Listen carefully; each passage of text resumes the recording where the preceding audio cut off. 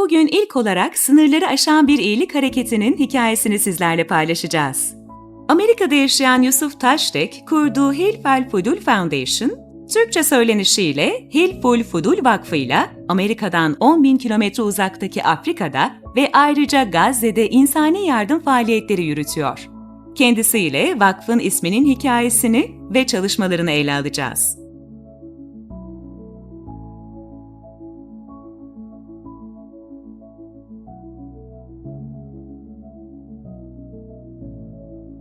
Günaydın Türkiye'de sınır tanımayan bir iyilik hikayesini sizlerle buluşturacağız. Amerika'da yaşayan Yusuf Taştek, o uzak mesafelere rağmen kurduğu vakıfla 10.000 kilometre uzaktaki Afrika'ya ve katil İsrail'in soykırım uyguladığı Gazze'ye yardım ediyor. Yusuf Taştek'le kurduğu Hilful Fudul Foundation'ı konuştuk. Farklı dinlerden ve ülkelerden insanları merhamet ortak paydasında buluşturan vakfın isminin anlamını ve sahada yaşadıklarını sorduk. Bugün sınırları aşan, köklerini tarihten alıp dünyanın öbür ucunda filizlenen bir iyilik hareketini konuşacağız. Amerika Birleşik Devletleri'nde yaşayan Yusuf Taştek, sahip olduğu değerleri kıtalar ötesine taşıyarak Hilful Fudul Foundation, Türkçesiyle Hilful Fudul Vakfı'nı kurdu. Kendisiyle vakfın faaliyetlerini konuşacağız. Yusuf Taştek telefon attığımızda. Yusuf Bey günaydın, Türkiye programına hoş geldiniz. Günaydınlar, hoş buldum. Evet sevgili dinleyiciler, hemen başlamadan önce şu kısa bilgiyi de paylaşayım. Yusuf Bey ile Çad'ın başkenti Encemine'de havalimanında karşılaşmıştık. Bu röportajı aslında orada yapmaya çalıştık. Gürültü olduğu için sağlıklı bir konuşma gerçekleştirememiştik. Şimdi bugüne nasipmiş, telefonla röportajımızı gerçekleştireceğiz. Yusuf Bey, vakfınızı ve faaliyetlerinizi konuşacağız ama öncelikle vakfın ismiyle başlamak isterim. Neden bu ismi tercih ettiniz, Hilful Fudul, ve bu ne anlama geliyor? Vakfımızın adı Hilf al Fudul. Bu Türkiye'de daha çok Hilful Fudul olarak biliniyor. Arapça bir isim tamlaması. Ve terim olarak anlamı da faziletli olanların antlaşması veya yemini diyebiliriz. Fazilet sahiplerinin yemini veya erdemlilerin anlaşması gibi iki farklı manaya geliyor. Neden bu ismi tercih ettim? Çünkü Peygamber Efendimiz Aleyhisselatü Vesselam daha İslamiyet öncesinde 20'li yaşlarda aslında böyle bir cemiyete kendileri iştirak ediyorlar. Yani İslamiyet öncesindeki bir cahiliye toplumunda Mekke şehri bir ticaret merkezi. İnsanlar da buraya yine ticaret yapmak maksadıyla Mekke'ye geliyorlar. Tüccar olan bir Yemenli birisi Mekke'ye geliyor, mallarını satmak istiyor.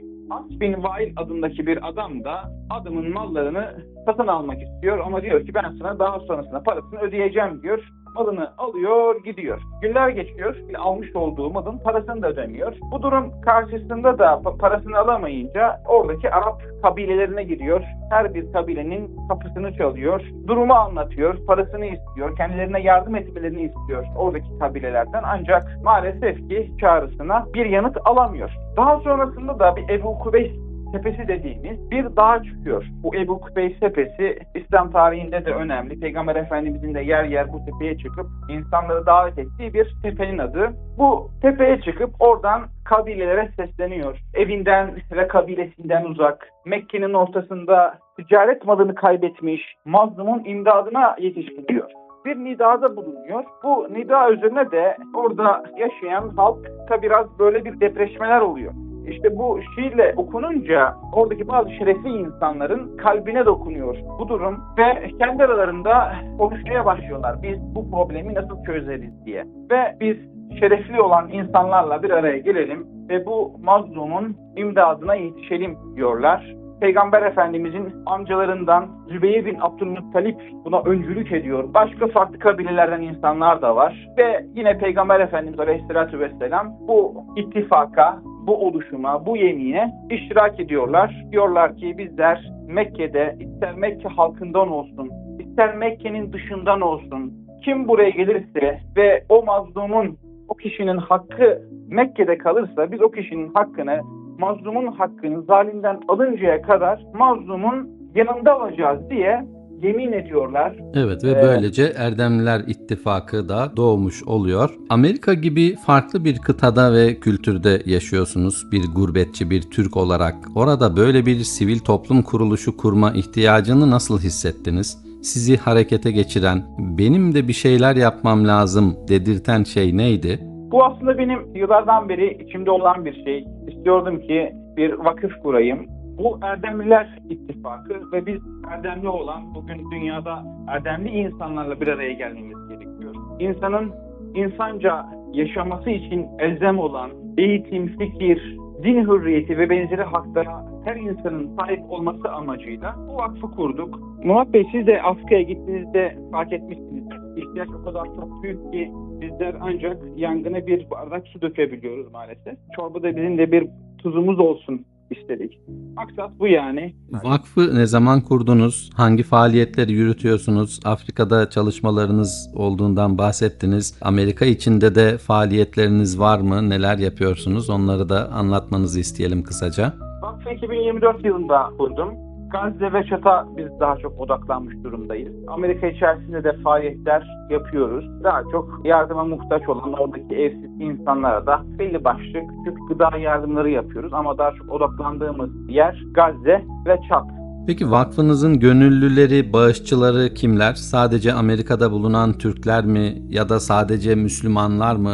Farklı cemiyetlerden, farklı milletlerden bağışçılarımız var. Bu sene geldiğimizde de birisi Katolik, birisi Yahova şahitleri derler ya, onlardan da başka bir bağışçımız vardı.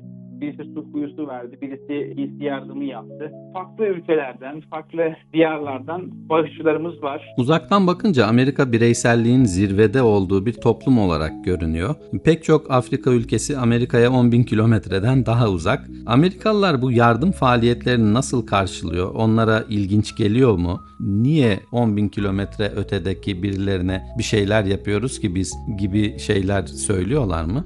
Ben kendimi Çat'a gideceğimi söylediğimde çevremdeki yabancı arkadaşlarıma çok garipsiyorlar. Bunu takdir de ediyorlar ve bununla beraber, yani ben onları davet de ediyorum tabii, ama onlar için biraz daha o yerlere gitmek biraz kendilerine tehlikeli.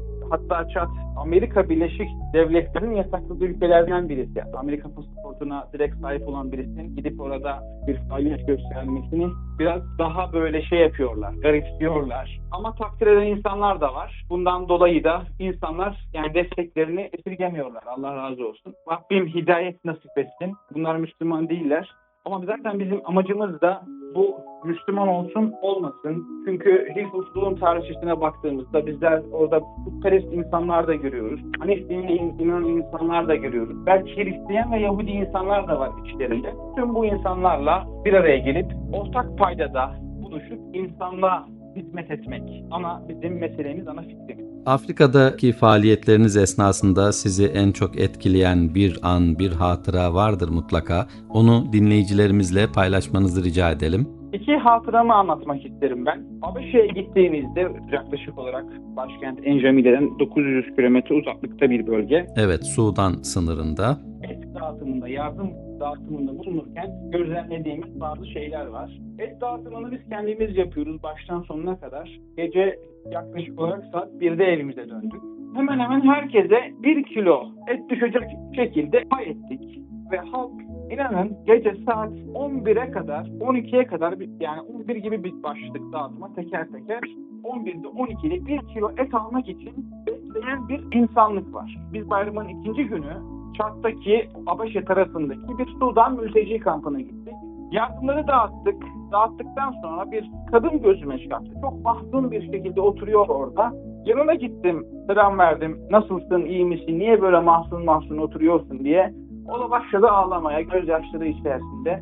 2 tane çocuğu var. Birisi yani daha süt emiyor anne kucağında. Diğeri de yani en fazla 3 yaşındadır. Kendisini Sudan'dan geldiğini anlattı. Kocası vefat etmiş savaşta. Oraya da çok türlü zorluklar içerisinde geldim diyor. Üstündeki elbiseyi gösteriyor. Tek elbisem var diyor. Sadece bu elbiseyle geldim diyor. Yırtılmış. Kirli zaten çok belli ediyor kendisini. Buraya diyor çok kimse yardıma gelmiyor diyor. Yardıma gelinse bile civar köylerden buraya gelip bize verilen yardımları da yağmalamaya çalışan insanların olduğunu ifade ediyor. Burada da kendimizi emniyette, güvende hissetmiyoruz diyor. Bu benim çok dikkatime dokundu açıkçası. Yani bizler hangi çağda yaşıyoruz? 2026 yılındayız. Ama bu insanlık, bizim kendi ümmetimiz, kendi dindaşımızdaki arkadaşlarımız, kardeşlerimiz maalesef böyle bir mazlum durumda.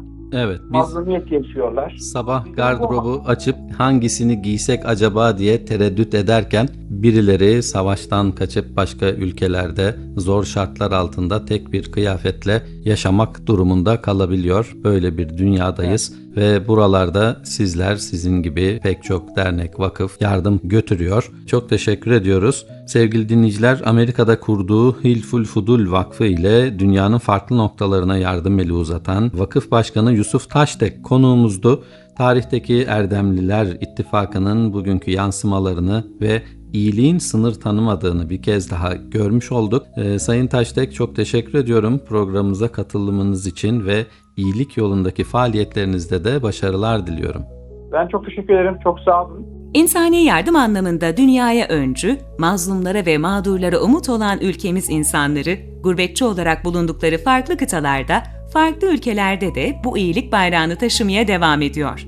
Yusuf Taştek'in paylaştığı duygu yüklü hikayeler, dünyada hala merhametli insanların var olduğunu bizlere bir kez daha hatırlattı. İnsanlığa dair umutlarımızı tazeledi. Öyleyse Mazhar Alanson söylesin, benim hala umudum var.